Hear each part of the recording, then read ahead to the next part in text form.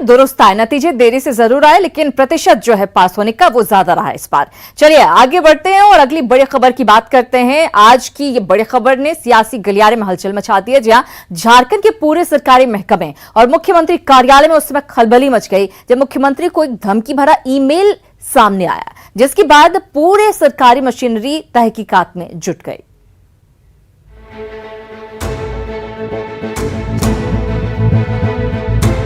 एक धमकी भरा ईमेल और पूरे सरकारी महकमे में अफरा तफरी का माहौल। जी हां, मुख्यमंत्री हेमंत सोरेन को जान से मारने की धमकी देने वाला एक ईमेल सामने आने के बाद सीएमओ की बेचैनी बढ़ गई।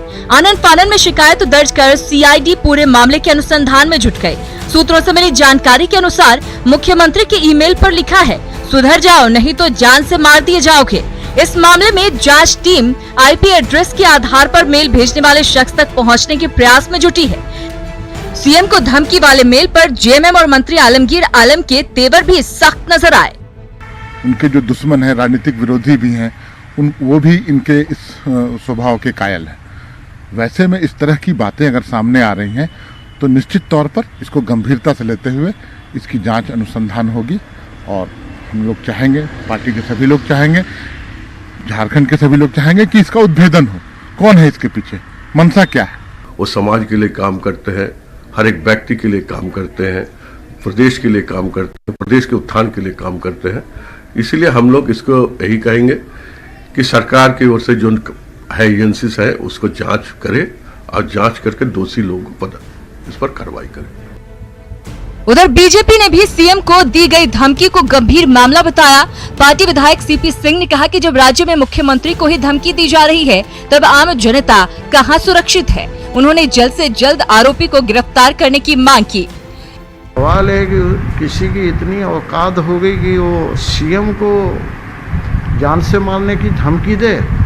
जब सीएम का जीवन सुरक्षित नहीं रहेगा, उसको धमकी देगा तो बाद बाकी सामान्य लोगों को क्या बात होगी। इसलिए इसमें थोड़ा सा भी ढिलाई नहीं बरतनी चाहिए और इसका पता करके और इस पर अविलंब कठोर से कठोर दंड देना चाहिए। आपको बता दें कि इससे पूर्व में भी राजभवन समेत कई मंत्रियों को मेल के जरिए धमकी मिल चुकी है, जिसमें कार्रवाई कर गिरफ्तारियां भी की गई। लेकिन ताजा मामला मुख्यमंत्री का है, इसलिए जांच एजेंसियां कोई कोर कसर छोड़ने की मूड में नहीं दिख रही। न्यूज 18 के लिए रांची से ओम प्रकाश के साथ संजय कुमार सिन्हा की रिपोर्ट। और अब सीएम को ईमेल पर धमकी दिए जाने की जांच शुरू कर दी गई है। डीजीपी एमवी राव के मुताबिक पूरे मामले की जांच की जा रही है। डीजीपी ने कहा कि जांच के बाद ही पूरे मामले का खुलासा किया जाएगा। आपको बता दें कि सीएम को ईमेल भेजकर जान से मारने की धमकी दी गई है। We are looking into the issue. There are certain issues we are looking into it right now. अभी इस समय कुछ भी बोलना उचित नहीं होगा। नहीं सुनिए ना, अभी आप जिस इश्यू को बात कर रहा है उसमें हम लोग पूर्ण रूप से इन्वेस्टिगेशन चल रहा है। तो इन्वेस्टिगेशन में कोई खास निष्कर्ष पर पहुंचेंगे तब आपको सूचना दी जाएगी। जल और स्वच्छता मंत्री मिथिलेश ठाकुर की बात करते हैं, जो कोरोना पॉजिटिव है। 7 जुलाई को कोरोना पॉजिटिव निकलने के बाद रिम्स में भर्ती कराए गए मंत्री मिथिलेश ठाकुर की दूसरी जांच रिपोर्ट भी पॉजिटिव आई है, जिसकी वजह से उन्हें अगले कुछ और दिन कोविड-19 सेंटर में ही बिताने होंगे। रिम्स अधीक्षक के मुताबिक मंत्री मिथिलेश ठाकुर की हालत स्थिर बनी हुई है। इसके साथ ही उनकी बेटी की हालत में सुधार हुआ था, जिसके बाद उन्हें होम क्वारंटीन की सलाह के साथ घर भेज दिया गया है। नहीं, दूसरा सैंपल भी उनका पॉजिटिव आया है, इसलिए अभी रहेंगे हम लोग के यहाँ, लेकिन कोई सिम्टम नहीं डेवलप किया है। अच्छी बात यह है, इसलिए अभी रहेंगे। फिर उनका हम लोग स्वास्थ्य पर पूरी गहरी नज़र रखे हुए हैं। अब जब आएगा उनका निगेटिव आएगा, उसके बाद ही छोड़ना उचित होगा। इधर झारखंड में कोरोना पॉजिटिव की संख्या हर दिन बढ़ती जा रही है, तो रांची के कोरोना अस्पतालों में अब कोविड-19 मरीजों के लिए बेड नहीं बचा है। ऐसे में 34वें राष्ट्रीय गेम्स के लिए बने खेल गांव के स्टेडियम को कोरोना केयर सेंटर में तब्दील करने जा रही है।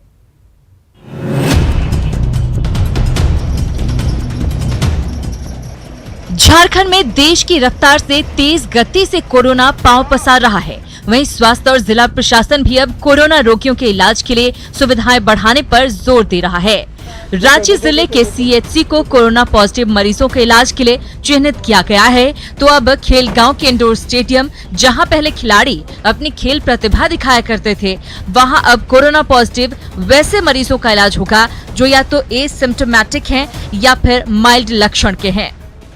अभी खेलगांव स्टेडियम को ये आइसोलेशन सेंटर बनाने का प्लान किया है। वो अभी हम लोग उसको जल्दी ही एग्जीक्यूट करेंगे। क्वारंटाइन सेंटर्स में हम लोग ऑल दो सस्पेक्टेड पेशेंट्स को पर्सन्स को रखते हैं जो कहीं से एक्सपोज होके आए हैं, कुछ जिनमें अभी हम लोगों को टेस्ट का रिपोर्ट नहीं मिला है या ऐसा कुछ है जिसमें हम आगे सिम्टम्स कुछ लग रहा है कि वैसा होगा, वैसे पेशेंट्स को हम लोग क्वारंटाइन करते हैं। लेकिन जब आइसोलेशन करते हैं तो आइसोलेशन में वो पेशेंट्स आते हैं जो एकदम जांच के बाद वो प्रूव हो चुका है वो पॉजिटिव पेशेंट्स हैं, लेकिन वो एसिम्प्टोमेटिक। पहले चरण में खेलगांव में 250 बेड लगाए जाएंगे और डॉक्टर, नर्स, पैरामेडिकल स्टाफ 24 घंटे उपलब्ध रहेंगे।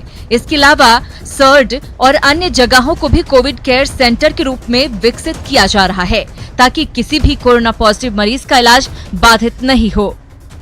अधिकतर मरीज, जैसा कि आपको भी पता है कि एसिम्प्टोमेटिक है, तो एसिम्प्टोमेटिक केसेस के लिए हम लोग ने विशालदानगर में अस्पताल बना लिया है, जहाँ पर कि अभी करीब 60 मरीज हैं। उसके अलावा सर्ड में वो भी करीब बन करके तैयार है, वहाँ भी जैसे भी मरीज आएंगे वहाँ उनको भर्ती कर लिया जाएगा। इसके अलावा और भी डिस्ट्रिक्ट एडमिनिस्ट्रेशन ने 3-4 जगह को चिन्हित करके रखा हुआ है, जहाँ पर कि मरीज को रखा जा सकता है। सब चीज़ की व्यवस्था की जा रही है। झारखंड में कोरोना पॉजिटिव की संख्या 4800 के पार पहुंच गई है और पिछले 10 दिनों से ये पूरी रफ्तार में है। ऐसे में इस पहल के बाद रांची में रिम्स, CCL और पारस अस्पताल के अलावा कोरोना मरीजों के लिए ज्यादा से ज्यादा बेड उपलब्ध हो सकेंगे। न्यूज़ 18 के लिए कैमरामैन शहनवाज के साथ उपेंद्र कुमार की रिपोर्ट। झारखंड में कोरोना के फैलाव में क्या रिम्स भी जाने अनजाने में सहायक बन रहा है, यह हम नहीं कह रहे, बल्कि कोरोना से मृत मरीज के परिजन ये आरोप लगा रहे हैं। रिम्स कोरोना सेंटर में इलाज के दौरान अपनी पत्नी को गंवाने वाले पीड़ित ने न्यूज़ 18 से जो बातें साझा की हैं, उससे रिम्स के भीतर की तस्वीर सामने आई है। पीड़ित के मुताबिक एम्बुलेंस लेकर कोविड सेंटर के अंदर तक रोगी की सेवा परिजन को ही करनी पड़ती है। वहीं रिम्स अधीक्षक ने इस पर सफाई दी है और कहा है कि एक खास स्थान तक ही मरीज के परिजनों को जाने की इजाजत है और इसे लेकर सतर्कता भी बढ़ती जा रही है। आइसोलेशन वार्ड तक लोग चले जा रहे हैं, अपने पेशेंट को कोई हाथ लगा करके ऐसे उठा करके लेके गए हैं, हम टांग करके 2 आदमी पैर, 1 आदमी कमर, 1 आदमी सर उठा करके हम अपने बेड पर रखे हैं। अपनी वाइफ को जी इसके अंदर जी जूनियर डॉक्टर है जो देखे, वो रिक्वेस्ट करते रह गए हम उनको कि जितना जल्दी हो सके, इनको दम फूल रहा है, जितने जल्दी हो सके इनको एडमिट कीजिए। हम कागज बना दिए हैं, आप लेके जाइए, ऑक्सीजन के साथ जाइएगा। एक आदमी नहीं था। ट्राइएज एरिया जो सस्पेक्टेड है और उसके पीछे जो एसिम्प्टोमेटिक है, उतनी ही दूर में हम लोग मरीज के अटेंडेंट को रिस्ट्रिक्ट करते हैं, उससे ऊपर अभी नहीं करते हैं। वो एक घटना जो घटी थी जिसका वीडियो भी आया था, तो उसके बाद से हम लोगों ने सुरक्षात्मक उपाय लिए हैं और ऊपर की ओर कोई नहीं जाता है। तो मरीज के परिजन गंभीर आरोप रिम्स पर लगाते हुए इधर कोरोना काल में जहां एक तरफ अस्पतालों की संख्या बढ़ाई जा रही है, वहीं जमशेदपुर में मेडिका अस्पताल को बंद करने का निर्णय ले लिया गया है। अस्पताल बंद करने की सूचना मिलने के बाद सभी आउटसोर्स कर्मचारियों ने काम करना बंद कर दिया है। वहीं अस्पताल के प्रमुख के मुताबिक इस अस्पताल को कांतिलाल मेमोरियल और मेडिका दोनों मिलकर चला रहे थे, लेकिन मेडिका का एग्रीमेंट वापस होने की वजह से अस्पताल का नाम बदलकर कांतिलाल मेमोरियल अस्पताल हो जाएगा। उन्होंने कहा कि प्रबंधन जो भी रहे, डॉक्टर्स अपनी सुविधा देते रहेंगे।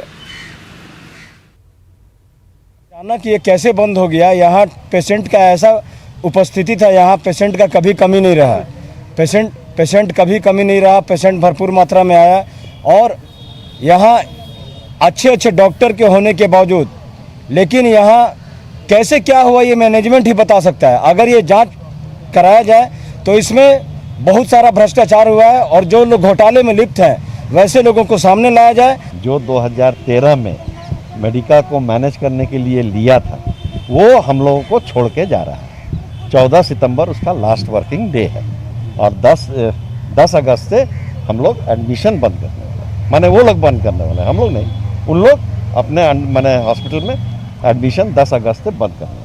अब हम लोग जब हम लोग का क्या है कोई भी अस्पताल चलाएगा ना, अगर जो अस्पताल चलाएगा हम लोग आएंगे, अपना सेवा देंगे।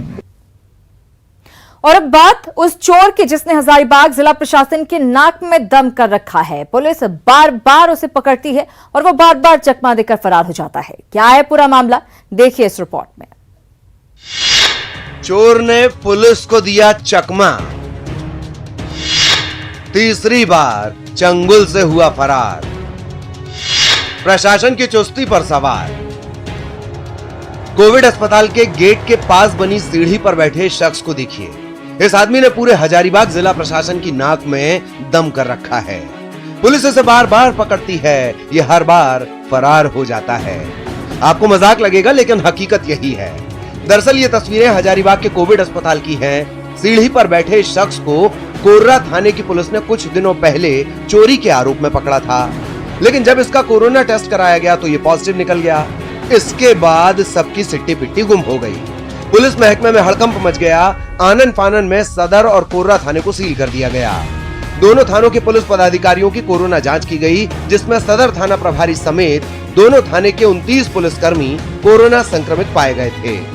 आपको बता दें कि आरोपी कोरोना से संक्रमित है और गुरुवार को पुलिस के हाथ से तीसरी बार फरार हुआ है, जो पुलिस की चुस्ती पर सवाल खड़े कर रहा है। राकेश कुमार, न्यूज़ 18 हजारीबाग। चाईबासा से बड़ी खबर है, जहां सीआरपीएफ जवान ने नक्सलियों की बड़ी साजिश को नाकाम कर दिया। सारंडा में सुरक्षा बलों को निशाना बनाने के लिए सड़क में 20 केन बम लगाए गए थे। सीआरपीएफ जवानों की मुस्तैदी से एक बड़ी साजिश को विफल कर दिया गया। सभी बमों को डिफ्यूज करने के बाद सारंडा जंगल में नक्सलियों के खिलाफ सर्च अभियान अभी भी जारी है। तो नक्सलियों की साजिश को सारंडा के जंगल में एक बार फिर से सुरक्षा बलों ने नाकाम कर दिया है। वहीं गुमला से सटे छत्तीसगढ़ की सीमा पर नक्सलियों के खिलाफ अभियान को लेकर पुलिस पदाधिकारियों की बैठक आयोजित की गई, जिसमें छत्तीसगढ़ और गुमला के सीआरपीएफ के पदाधिकारियों के साथ गुमला के एसपी एचपी जनार्दन भी मौजूद रहे। बैठक के दौरान आपसी तालमेल बढ़ाकर नक्सलियों का सफाया करने को लेकर रणनीति बनाई गई। इसके साथ ही सीमावर्ती इलाके में चौकसी बढ़ाने पर भी चर्चा की गई।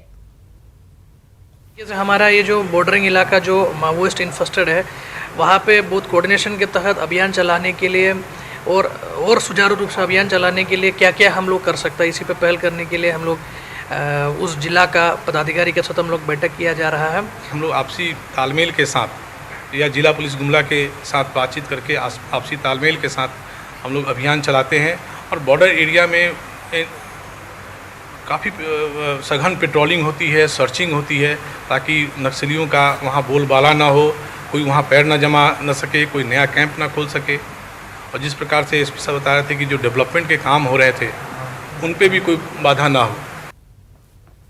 आगे बढ़ेंगे। सिदो कान्हू के वंशजों ने स्वर्गीय रामेश्वर मुर्मू की हत्या की सीबीआई जांच की मांग की है। इसी को लेकर आज मुख्यमंत्री हेमंत सोरेन से अमर शहीद के वंशजों ने मुलाकात की। वंशजों ने रामेश्वर मुर्मू की हत्या सुनियोजित उसे बताया। मुलाकात के दौरान सीएम ने हत्या को दुखद बताया और मांगों पर विचार करने का आश्वासन दिया। इस मौके पर राजमहल सांसद विजय हांसदा भी मौजूद रहे।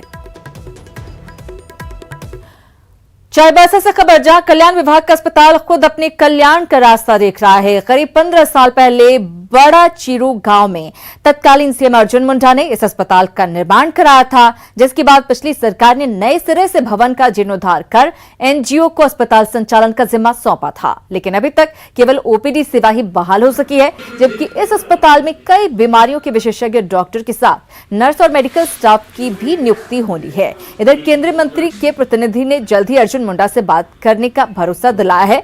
वहीं डीसी ने भी अस्पताल चालू करने के लिए हर संभव मदद की बात कही है। ऑपरेशन थिएटर है और सारे स्पेशलिस्ट रहेंगे, उसमें लैब रहेंगे, एक्सरे रहेंगे, आपके गायनेकोलॉजिस्ट मिलेंगे, डेंटल रहेंगे और सारे बहुत सारे इसमें हमारे स्पेशलिस्ट का भी इलाज होगा। अभी तो खाली ओपीडी आपका चल रही है। अभी हमारा हॉस्पिटल में सिर्फ आउटडोर चलता है, ओपीडी चलता है, जिसमें कि यहाँ के अगल बगल के जो बस्ती के लोग हैं वो आते हैं, हम लोग उसका सर्विस देते हैं। माननीय अर्जुन मुंडा से मैं इस पर विचार करूंगा। दूरभाष के माध्यम से मैं ये आज कल तक में ये संपर्क करने की कोशिश करूंगा, इस पर जरूरी कदम उठाने का। और इसी के साथ जोहार झारखंड में फिलहाल इतना ही। कुछ ही देर में लौट रहे हैं 200 गांव 200 खबर के साथ।